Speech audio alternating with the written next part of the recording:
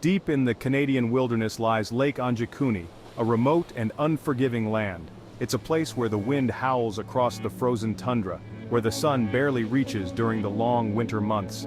For centuries, the Inuit people have lived in harmony with this harsh environment. They know its secrets. They respect its power. The Inuit have long spoken of strange occurrences in these parts, whispers of unexplained phenomena, but nothing could prepare them for the mystery that was to come. A mystery that continues to baffle and intrigue to this day. A story of a vanishing village, a story of silence, a story of Lake Anjikuni. Joe LaBelle, a seasoned fur trapper, knew the land like the back of his hand. He had traveled these parts for years. He sought the warmth and comfort of a familiar Inuit village on the shores of Lake Anjikuni. As he approached, a strange feeling washed over him. An unsettling quiet. The village, usually alive with activity, was eerily silent. LaBelle called out, his voice echoing through the stillness. No answer. His unease grew with every step. He entered the village to find it completely deserted. Tents stood undisturbed, half buried in snow. A fire still flickered unattended in the village center. Where had everyone gone? What had become of the villagers? LaBelle stepped inside one of the tents. A half-eaten meal lay on a table. A pot of stew simmered over the dying fire. It was as if the occupants had vanished in mid-meal. Personal belongings lay scattered, untouched. Children's toys lay abandoned in the snow.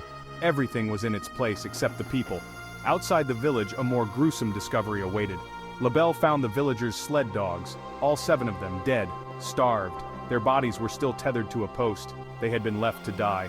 Why would the villagers abandon their most valuable companions? The mystery deepened.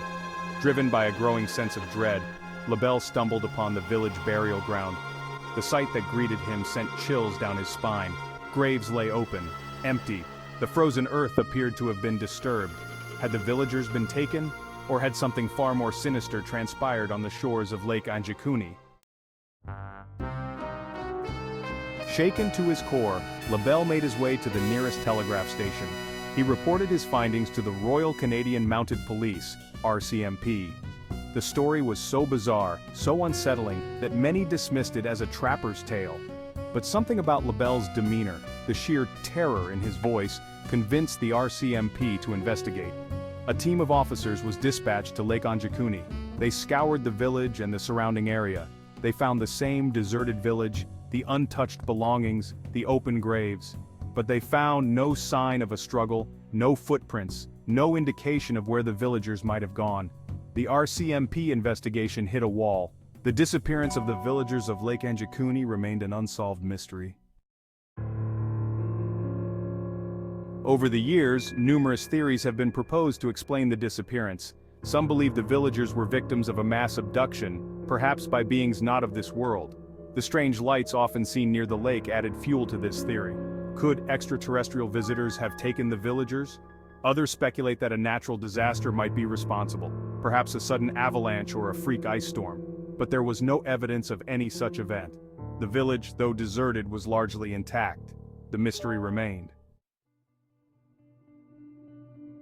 The stories of strange lights in the sky around the time of the disappearance added another layer of intrigue to the mystery. Witnesses described seeing pulsating blue lights.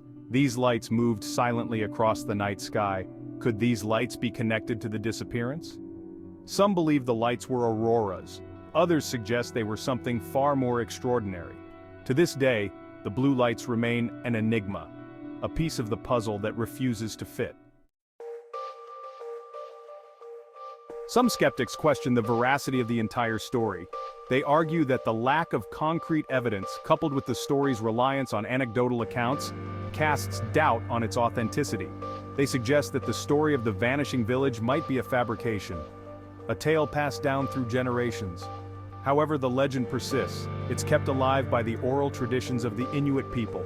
They believe that the story of Lake Anjikuni serves as a warning, a reminder of the power of the land, a testament to the mysteries that still lurk in the shadows of our world. The mystery of the vanishing village of Lake Anjikuni continues to captivate and intrigue. Was it a mass abduction, a natural disaster, or simply a story spun from the threads of folklore and imagination?